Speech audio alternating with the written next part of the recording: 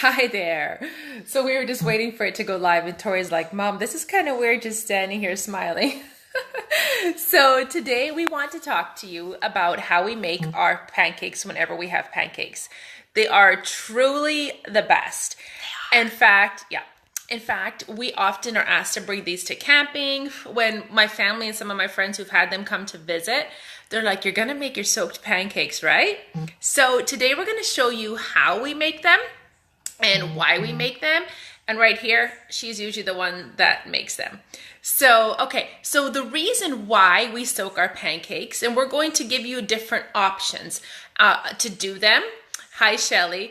Is because there is something called phytic acid around a grain. It's around wheat, spelt, oats. It's primarily in the wheat germ and the bran of a grain. And what phytic acid is phytic acid is an anti-nutrient. That means that phytic acid is what pulls nutrients from your body to break it down. Before people would often harvest their grains, thank you, Tori, she's taking off. Okay. Back when people would often harvest their grains, they would let the dew get on it. And when the dew would be on the grain, it would sprout it, essentially, partially sprout it, and that would break a lot of the phytic acid. Well, when we are making pancakes, and we don't first soak the grain or help to break down that phytic acid bond, what happens is it pulls nutrients from the body, and it's harder to digest. And especially people that have any bit of food sensitivities, it can really affect them. So what we do, and I'm going to flip this around soon, is we soak the flour or the oats first to help to break down that phytic acid. We soak it in things like yogurt, kefir, whey from yogurt or kefir. Now, if you have a milk allergy, most people can tolerate kefir or yogurt whey. But if you have a milk allergy, you can do water with a little bit of whey or with some vinegar or lemon juice. And that acidity helps to break down that phytic acid. Now, one of the reasons that we like to use yogurt and whey or kefir is that it activates the enzyme phytase. Phytase breaks down phytic acid. Yogurt, kefir, and whey, your acidic cultured milk, helps that process, but it also produces lactic acid and lactobacillus.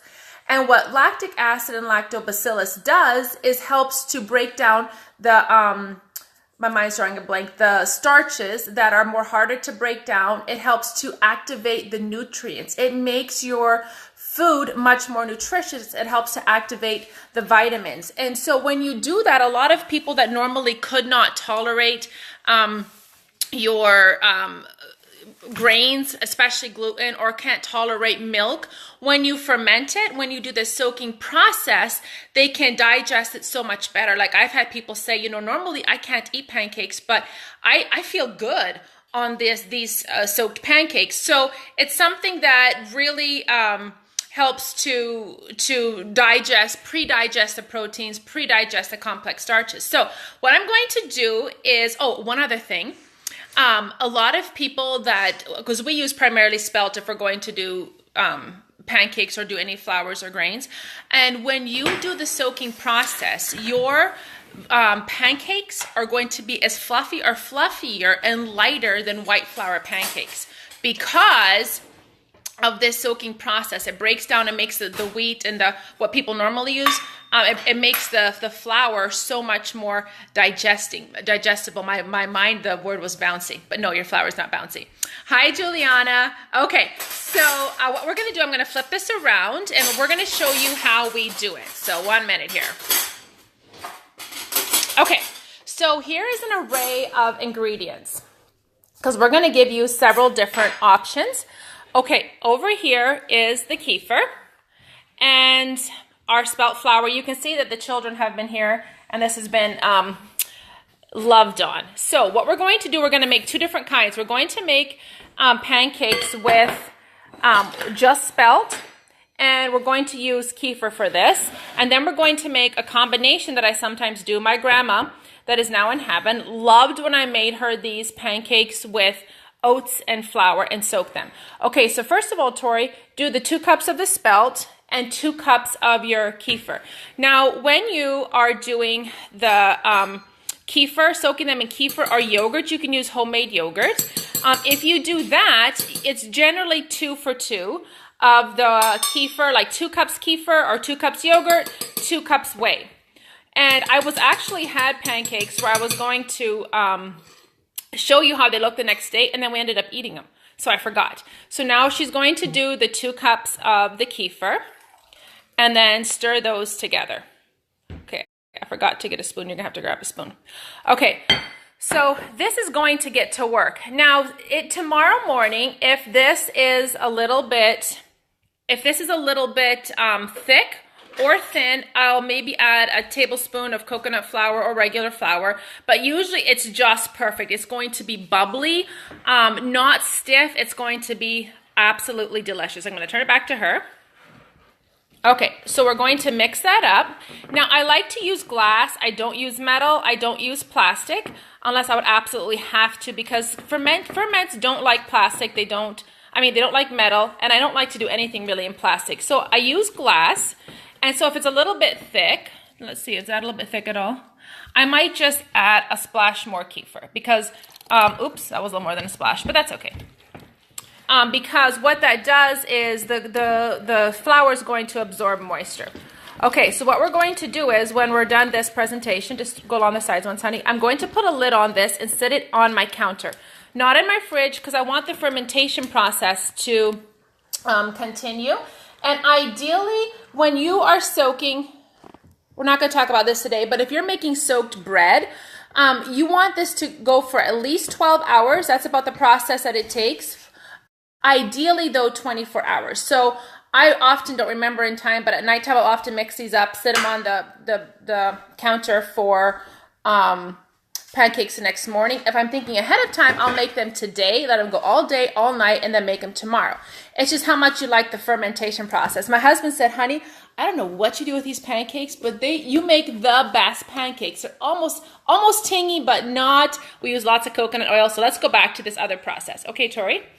So we're going to make a half batch because we don't want to be eating too many pancakes. We actually don't need a lot of pancakes, but we're going to be doing now one using whey. So here's our kefir whey. Those of you that watched us make the kefir cheese balls and that the other day, this is the whey from that. So what we're going to do is we're going to be making a recipe that does half flour and half oats. So Tori, go ahead and just do the half cup of flour and the half cup of oats. There you go. And we're going to use whey. Now, whey breaks down a lot faster. I just did a batch with whey the other day, and the whey it breaks down a lot quicker. It just seems to be more potent. There are so many live active cultures, enzymes, B vitamins, etc. in these fermented foods. I was reading in a book one time, so don't ask me where I read this, but they were saying in a good ferment, there's about 1 trillion cultures per cup. So those are all going to work breaking down, increasing lactic acid, which is great, lactobacillus. We're getting a lot of nutrients, and we're breaking down anti-nutrients. So you see how that's thicker?